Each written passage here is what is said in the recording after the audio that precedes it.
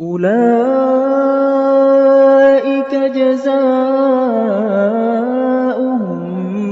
مَّغْفِرَةٌ مِّن رَّبِّهِمْ